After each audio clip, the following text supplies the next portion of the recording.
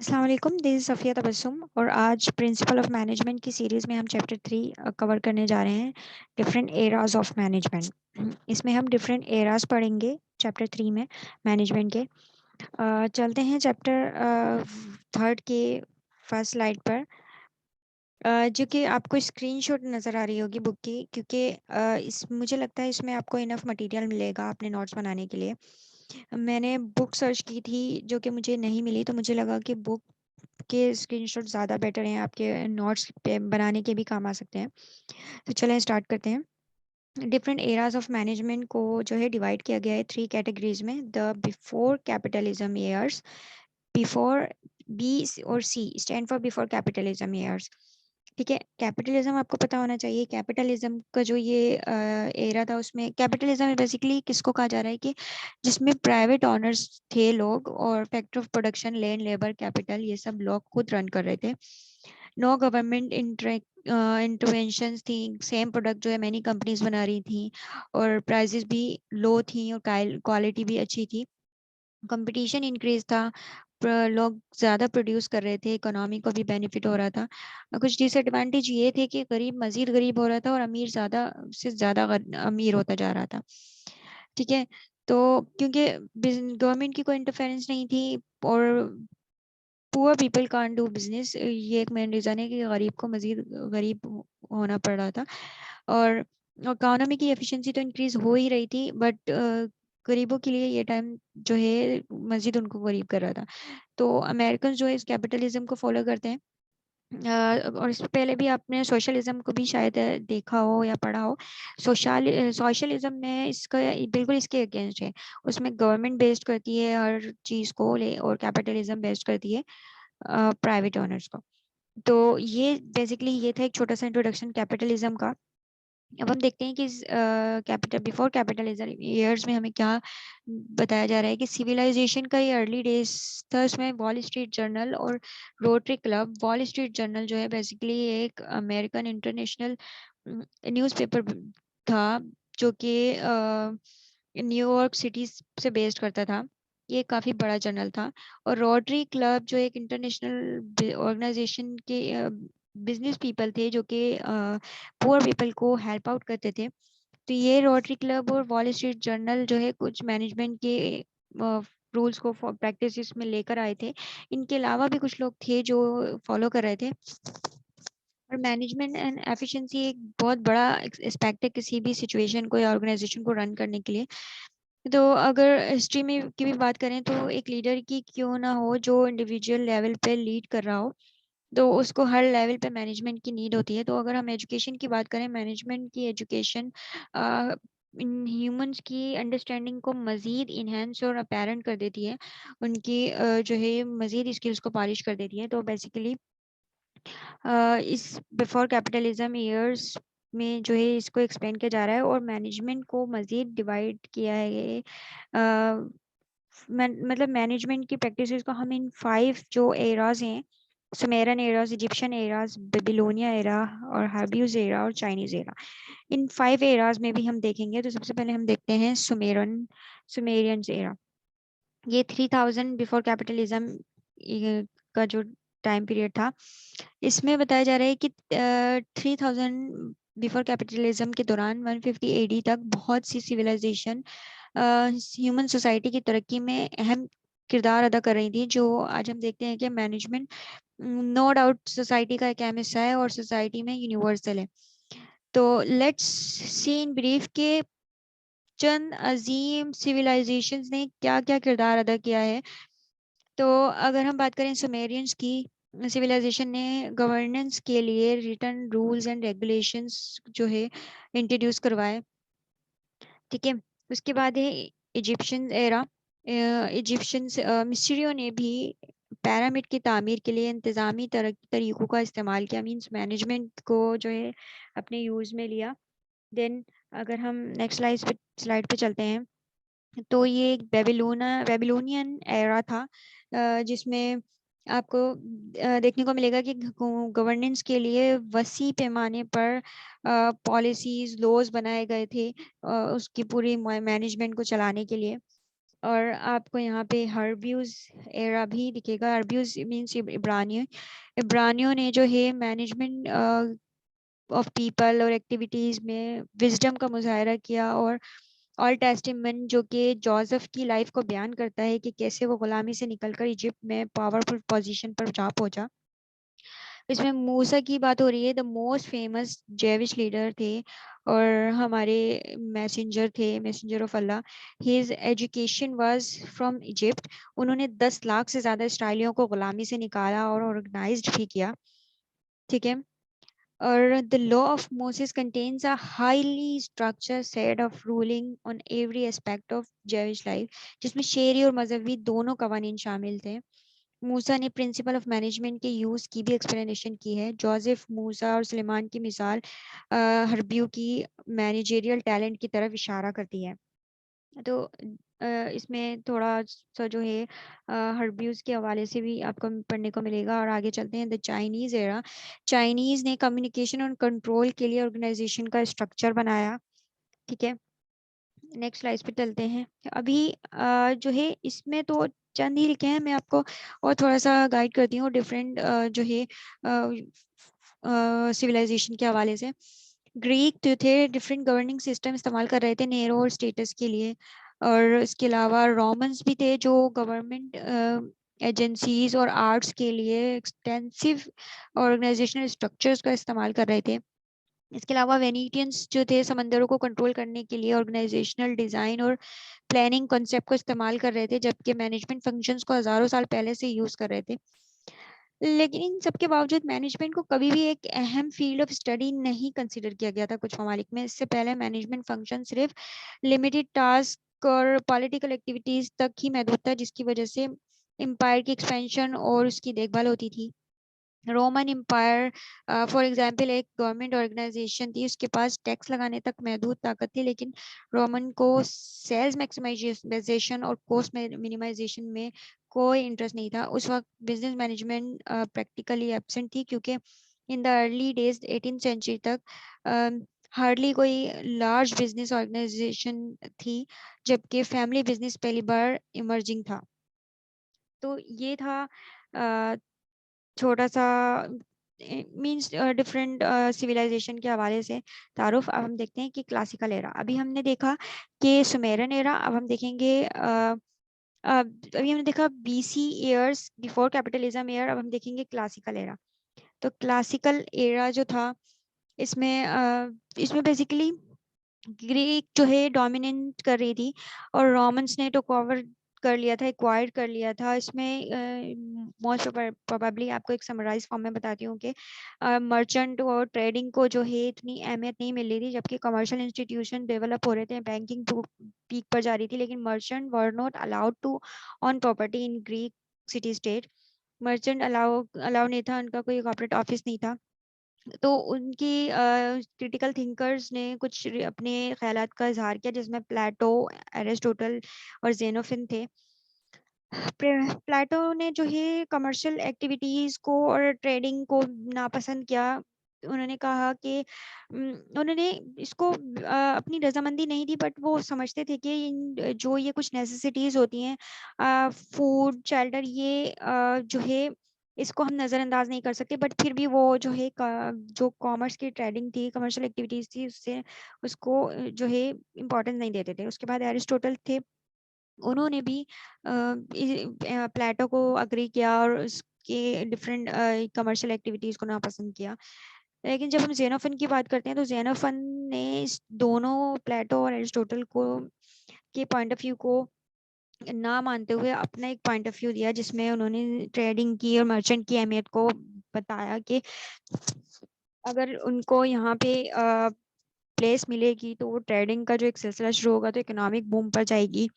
और डिफरेंट जो है एक्टिविटीज़ यहाँ पे होंगी। उन्होंने सजेस्ट किया कि फॉरेनर्स को अलाउ किया जाएगा बिल्डिंग के लिए, लैंड के लिए, बिल्डिंग बिल्ड करने के लिए। तो इकोनॉमी और बढ़ेगी और डिफरेंट एक्टिविटीज से जो है ये मतलब एक प्रॉफिट हो सकता है उनको। तो इन्होंने अपना एक नज़रिया पेश किया अपने उन दोनों के नज़रिए को रद्द करते हुए। अब आगे देखते हैं हम इसमें उसमें आपको स्टेजेस ऑफ कैपिटलिज्म मिलेंगे। स्टेजेस ऑफ कैपिटलिज्म में बेसिकली ये टाइम पीरियड था 500 यूनिट और 1500 एडी का। बेसिकली कंपैरेटिवली लिटिल प्रोग्रेस थी इस टाइम पे। हिस्टोरियंस जो है इसको डार्क एजेस कहते थे। और इसमें आपको मिडिल एज के बारे में भी बताया जाएगा। तो मुझे लगता है कि आपको मिडिल एज की थोड़ी सी जो है नो हाउ होनी चाहिए। Middle age basically medieval age भी कहते हैं इसको। ये 5th to 15th सेंचुरी का एक टाइम पीरियड था। ये पीरियड तब स्टार्ट हुआ जब वेस्टर्न रोमन एम्पायर गिर गई थी। बेसिकली इसमें हुआ क्या था कि कैल्टस या ब्रिटियन, ये भी नाम है इनका, यहाँ पे रहने वाले लोगों को ब्रिटियंस कहते हैं। तो यहाँ पर रोमन्स ने जो है कब्जा कर लिया था। लेकिन फिर रोमन को अपनी एम्पायर को बचाने के लिए ब्रिटियन को छोड़कर जाना पड़ा। तो जब वो चले गए तो यहाँ पर जेविश और एंगल केजन का कब्जा हो गया और उन्होंने अपना कल्चर जो है इंट्रोड्यूस करवाया, और जिसे ओल्ड कल्चर, ओल्ड इंग्लिश कहा जाता था। फिर उनको जो है आकर नॉर्मन्स ने हरा दिया। नॉर्मन्स भी एक जो है सिविलाइज्ड लोग थे। तो उन्होंने जो है उनको हरा के उनको इस एक एम्पायर पर कब्जा कर लिया। तो जो वेस्टर्न रोमन एम्पायर का जो वो डाउनफॉल था उस टाइम पे उनको रेनीसा टाइम पीरियड पे जो है मर्ज कर दिया गया।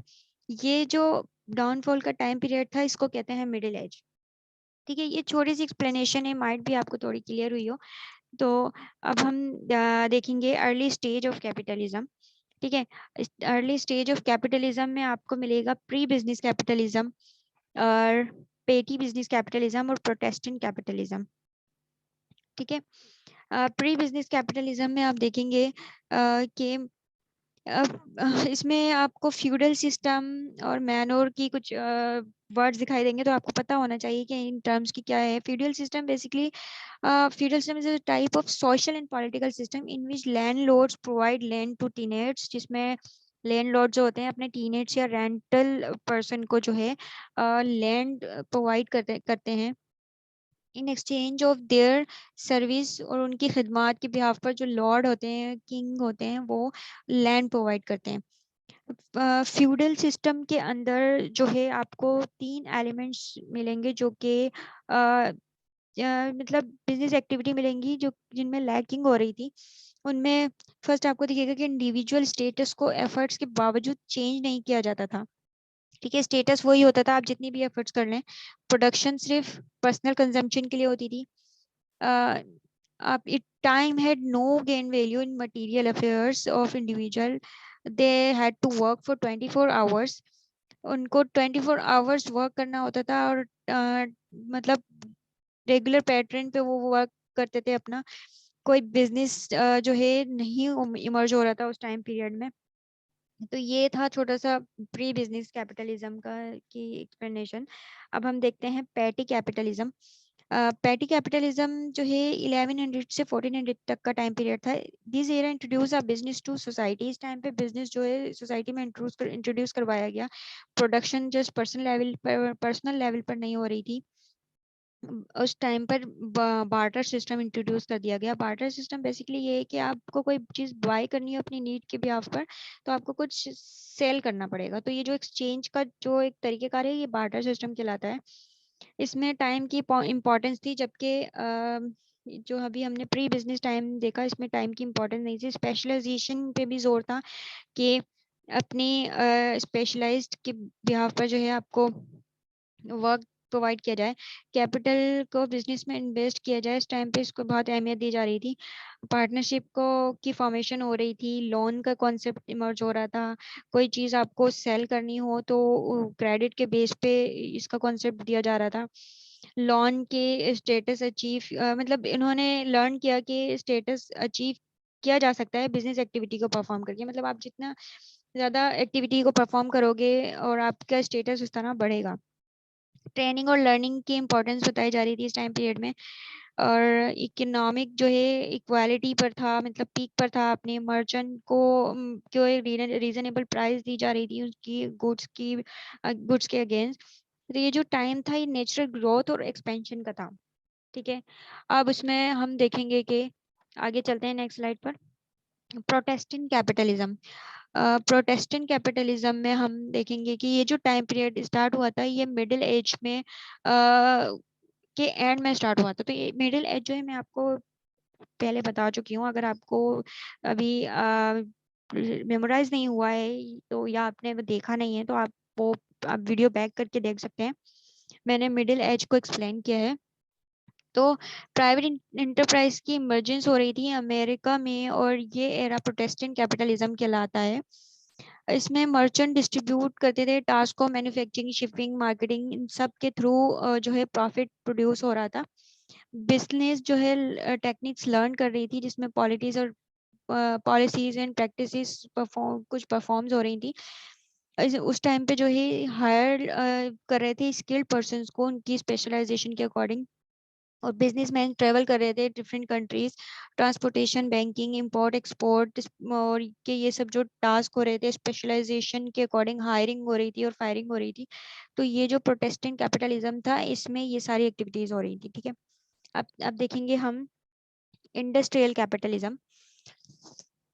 इंडस्ट्रियल कैपिटलिज्म में आपको जब एक new kind of business person को डेवलप करने की बात आई है तो यंग नेशन वाज प्रिपेयर्ड और बहुत पुरजोर पुरअज़म नजर आ रही थी इस टाइम पीरियड में इंडस्ट्रियल कैपिटलिज्म में। तो ये उस वक्त की बात है कि उसके बाद द इंडस्ट्रियल कैपिटलिस्ट जो है बिलीव करते थे कि स्पेशलाइजेशन पर, स्ट्रीमलाइन पर, कि स्मूथली रन हो, टास्क डेलीगेशन हो, स्पेशलाइजेशन के अकॉर्डिंग जो है लोगों को उनके टास्क दिए जाए, परफॉर्मेंस हो और प्रोडक्टिविटी आए काम में।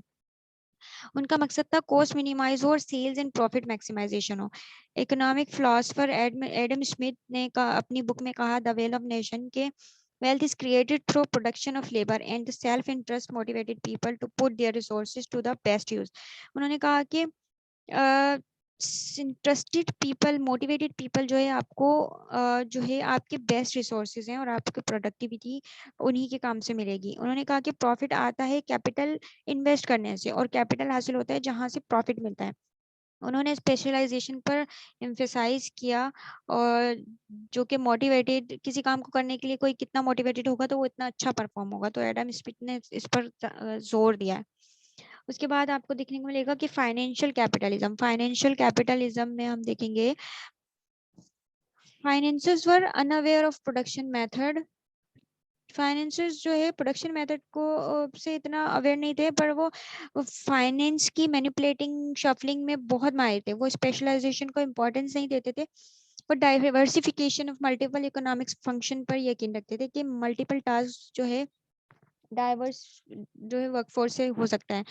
इंडस्ट्री उनका ऐसा मानना था। इंडस्ट्रीज अपने प्रॉफिट को न्यू टेक्नोलॉजी पर लगाया करती थी बट फाइनेंसर्स जो थे अपने कैश को रिजर्व करते थे। कोऑपरेटिव कंपटीशन जो है इंटेंसिव कंपटीशन को ओवरकम कर रहा था। फंक्शनल इंटरेक्शन हो रही थी और employees, consumer, producer, share holder के जो है दरमियान। बट उस टाइम पीरियड में फाइनेंशियल कैपिटलिज्म के टाइम पीरियड में इंटरेस्ट को लेकर लोग जो है फाइनेंसर्स को डिसलाइक कर रहे थे। और वही टाइम था जहाँ से ग्रेट डिप्रेशन जो है एक टाइम पीरियड था जहाँ पे इकोनॉमी डाउनफॉल हुई थी। तो वो टाइम स्टार्ट हो गया था। ठीक है, और उसके बाद नेक्स्ट स्लाइड पर चलते हैं। Business combination. अब ये बिजनेस कॉम्बिनेशन क्या है इसमें आप देखेंगे कि during the last part of 19th century business ने रियलाइज किया कि compete करने वाली तमाम डिविजन्स को हम यूनिट करके हम एक ज़्यादा प्रॉफिट अर्न कर सकते हैं और हम एक यूनिटी हमें इख्तियार करनी चाहिए। उनका ये कॉन्सेप्ट था। तो बिजनेस पीपल ने क्या किया, compete करने के लिए जो है यूनिटी इख्तियार कर ली और गवर्नमेंट ने भी इसमें कुछ लॉज पास आउट किए अपने कंज्यूमर की सेफगार्ड के लिए और कंपटीशन को इंश्योर करने के लिए। उसमें आपको जो है trust, holding company, pool, cartel, इनके बारे में जो है आपको कि बिजनेस कॉम्बिनेशन जो है trust, pool, central and holding पर जो है डिवाइसेस थे। ठीक है, तो ट्रस्ट क्या था? ट्रस्टिंग इन उस टाइम पे trust and holding companies for example of business pairing. तो cartels, merger, amalgamation, pools and exchange and agencies all are example of business commerce. तो ट्रस्ट क्या है उनमें से? ट्रस्ट बेसिकली 177 में एडम स्मिथ ने ऑब्जर्व किया कि same trade people hardly gather होते हैं और कोई रिलेशनशिप उनमें होता है, या कोई उनका एंड इस तरह होता है कि कोई कॉन्स्पायरेसी होती है पब्लिक के अगेंस्ट, या कोई प्राइसिंग इंक्रीज कर देते हैं। तो ये सिलसिला शुरू हो जाता है। तो उन्होंने रियलाइज किया और लोगों को क्या आगे अपना नजरिया पेश किया, तो लोगों ने इसकी अहमियत को समझते हुए डिसाइड किया कि वो प्रॉफिट अर्न करेंगे कंबाइन होकर एक यूनिट बनकर। तो ट्रस्ट बेसिकली क्या था? ट्रस्ट एक बिजनेस कॉम्बिनेशन जिसमें शेयर होल्डर ऑफ ऑर्गेनाइजेशन अपने स्टॉक में से कुछ पार्ट जो है कुछ एक अमाउंट जो है ट्रस्टीज के हवाले करते थे और उनकी बिहाफ पर वो ट्रस्ट सर्टिफिकेशन लेते थे। सेवरल कंपीटिंग कंपनीज जो है शेयर होल्डर ट्रांसफर करने के लिए अग्रीड हो गई थी और ट्रस्टीज मैनेज करते थे इंडिविजुअल ऑर्गेनाइजेशन को, और प्रॉफिट मैक्सिमाइजेशन होता था और कंपटीशन मिनिमाइज होता था। तो बेसिकली ये ट्रस्ट का जो एक कॉन्सेप्ट था 1879 में जो है ओरिजिनेट हुआ था। ठीक है, उसके बाद है holding company. Holding company basically वो कंपनी है जो किसी कंपनी के शेयर्स को, ज़्यादा से ज़्यादा शेयर्स को जो है एक्वायर कर लेती है, हासिल कर लेती है, और फिर उस कंपनी का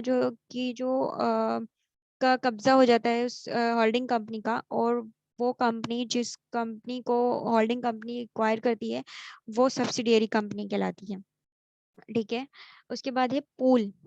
पूल एक रिटर्न एग्रीमेंट है जिसमें कई किस्म की कई कंपनीज के दरमियान होता है, जो उनकी कंपनीज के डिफरेंट ऑपरेशंस के फेजेस को कवर कर लेती है, जैसे कि प्राइस, प्रॉफिट, आउटपुट, पैटेंट्स वगैरह।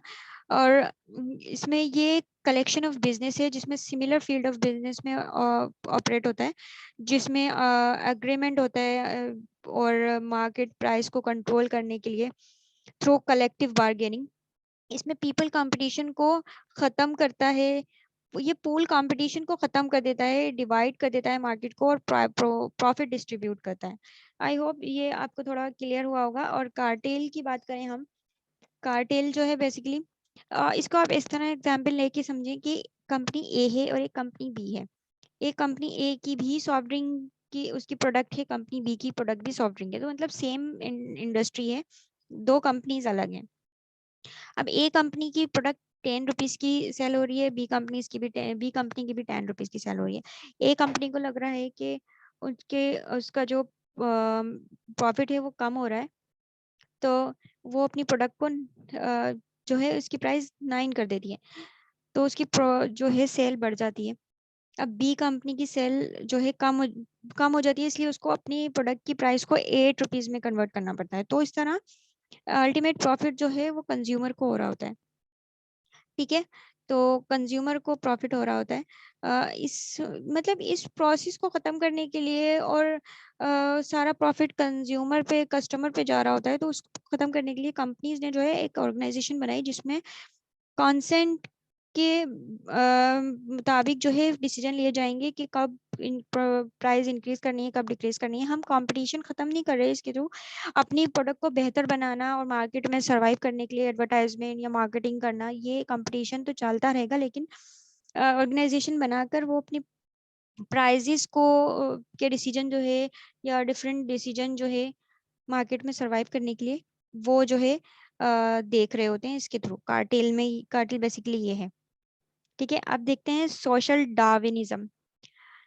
सोशल डार्विनिज्म ये एक बेसिकली आइडिया का नाम है। सोशल डार्विनिज्म ये 1800 में स्टार्ट हुआ, अर्ली 1900 तक।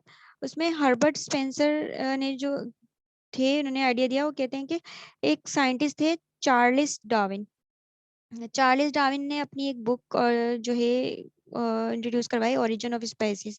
डार्विन का उसमें कहना था कि एनिमल जो होते हैं वो स्लोली ग्रेजुअली इवॉल्व होते हैं, बढ़ते हैं, और इन्वायरमेंट के साथ नेचुरली जो है अडेप्ट करते हैं। तो एग्जाम्पल के थ्रू उन्होंने समझाया कि जिराफ जो के वेजिटेरियन होते हैं, तो वो वेजीज या लीव्स वगैरह या ट्रीज के ये जो है लीव्स वगैरह खा रहे होते हैं, तो उनके ज़रूरी होता है कि उन इसके लिए चाहिए होता है कि उनकी गर्दन जो है वहां तक पहुंचे, क्योंकि ट्रीज बड़े होते हैं तो वहां तक उनको अपना फूड प्रोवाइड नहीं होता। तो वक्त के साथ नेचुरली आपने देखा होगा कि उनकी गर्दनें बड़ी होती हैं, जिराफ की लंबी होती हैं। तो वो उनका कहना था, डार्विन का कहना था कि ये वक्त के साथ जो है नेचुरली बड़े हो गए और उनको उनका फूड प्रोवाइड हो गया। इसी तरह फिश है, फिश जो है अर्ली स्टेज में वो अंडरग्राउंड केव्स में रहते थे, तो उनका आई का काम नहीं होता था क्योंकि वहां अंधेरा होता था, तो नेचुरली उनकी आई साइट चली गई। तो ये उनका मानना था कि नेचुरली है, कुदरती है, ये साथ साथ जो है चीजें अडेप्ट कर लेते हैं एनिमल्स।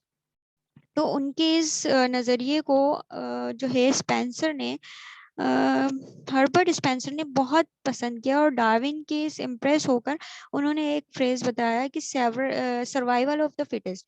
मीन्स जो बंदा बहुत ही सुपर है, वो कहते थे, उनका ये नजरिया था, वो तो जो बंदा बहुत ही सुपर है हमारी सोसाइटी में, रिच है, तो ये बाय नेचर ही वो रिच है। और कोई गरीब है तो वो बाय नेचर ही गरीब है। मीन्स वो डिजर्व ही करता है कि वो गरीब हो, और रिच जो है वो डिजर्व करता है कि वो रिच हो, वो लकी है नेचुरली। तो ये उनका कॉन्सेप्ट था, जो कि गलत है। मुझे in my point of view, अगर कोई टैलेंटेड है या कोई स्किल सीख सकता है, सीख के वो अपने हालात को बदल सकता है, वो अर्न कर सकता है, वो सक्सेस हासिल कर सकता है। बट डार्विन का जो नजरिया था कि जो नेचर ने उसे बना दिया है वो यही डिजर्व करता है, और जिसको नेचर ने पुअर बनाया है वो यही डिजर्व करता है। तो ये बेसिकली सोशल डार्विनिज्म था, उनके नजरिए को एक कहा जा रहा है। ठीक है, सोशल डार्विनिज्म भी हमने कवर कर लिया। उसके बाद है नेशनल कैपिटलिज्म। नेशनल कैपिटलिज्म में हम देखेंगे, ये 1993 से 1950 तक का टाइम था। इंडस्ट्रियल कैपिटलिज्म की ज्यादतियों ने नेशनल कैपिटलिज्म को इन्वेंट किया, और उसके नुकसानात ने मैनेजरियल कैपिटलिज्म को ओरिजिनेटेड किया। इंडस्ट्रियल और फाइनेंशियल कैपिटलिज्म की इनइक्वालिटीज के नतीजे में नेशनल कैपिटलिज्म का मकसद जो है अ, ये पता लगा कि उनको करेक्ट करना था, कि जो उनकी ज्यादतियां हो रही थी उनको करेक्ट करना था। फर्म की ऑनरशिप प्राइवेट ऑनर्स के पास ही रही, लेकिन गवर्नमेंट ने पब्लिक इंटरेस्ट में मुदाखलत की, प्रोटेक्टिव रूल्स बना दिए गवर्नमेंट ने। तो ये बेसिकली मैनेजेरियल कैपिटलिज्म की तरफ से था, और नेशनल कैपिटलिज्म था। अब हम देखेंगे मैनेजरियल कैपिटलिज्म। मैनेजरियल कैपिटलिज्म जो है एक प्रोफेशनल कैपिटलिज्म है, फैमिली मैनेजमेंट प्रोफेशनल मैनेजमेंट से शिफ्ट हो गई, और फिर ये business experience and skilled managers के हाथों में आ गया। मैनेजरियल कैपिटलिस्ट अब होल इंडस्ट्री से वाकिफ है। इंडस्ट्रियलिस्ट एंड कैपिटलिस्ट अब मैनेजरियल कैपिटलिस्ट पर डिपेंड हो गए। मैनेजरियल कैपिटलिस्ट जो है कम्प्लीटली अवेयर थे कंपनी के प्रोडक्शन प्रोसेस से, फाइनेंशियली जो है कंडीशन से। तो वो सब चीज़ों को देखते हुए मैनेज करते थे। ऑपरेटर डकर ने मैनेजमेंट के हवाले से कहा कि management boom has ended now. अब के मैनेजमेंट का जो बूम है वो खत्म हो गया, टाइम ऑफ मैनेजमेंट का टाइम आ चुका है। तो लार्ज कॉर्पोरेशन जो है वो टैलेंटेड एंड एबिलिटी पर्सन को हायर कर रही थी अपने डे टू डे टास्क के लिए। फिर उसके बाद आपको एक लास्ट जो है मतलब 6 पॉइंट जो आपका मिलेगा, result oriented capitalism means 1980s में ये का टाइम था ये। इसमें बेसिकली सारा जोर जो था सबऑर्डिनेट्स को अहमियत दिलाना था। इस टाइम पे पीटर डकर ने जो कहा था कि मैनेजेरियल का बूम एंड हो गया है, means the end of the management power. अगर आसान अल्फाजों में मैं इसको एक्सप्लेन करूँ तो मैनेजमेंट पावर जो है डिक्रीज हो गई थी सबऑर्डिनेट्स के थ्रू। न्यू डेवलपमेंट कॉन्सेप्ट आई पार्टनरशिप की, जिसमें theory Y and Z and MBO, ये थ्योरीज जो हैं मोटिवेशन, एम्प्लॉय की मोटिवेशन, इन्वॉल्वमेंट और सेटिस्फेक्शन के हवाले से थी। इसमें कंपेल किया गया मैनेजर्स को कि वो इंट्रोड्यूस करवाएं अपने सबऑर्डिनेट्स को अपने डिसीजन मेकिंग में, ताकि उनकी पार्टिसिपेशन भी जो है वो रहे कंपनी के डे टू डे टास्क में। ठीक है, तो यहाँ पे ये चैप्टर कंप्लीट होता है। ये था एवोल्यूशन, ये था era of management, different era of management. तो अ, इसमें मजीद आपको अगर चैप्टर 1 और चैप्टर 2 की स्क्रीनशॉट्स चाहिए इस तरीके से, तो फिर मैं आपको प्रोवाइड कर दूंगी।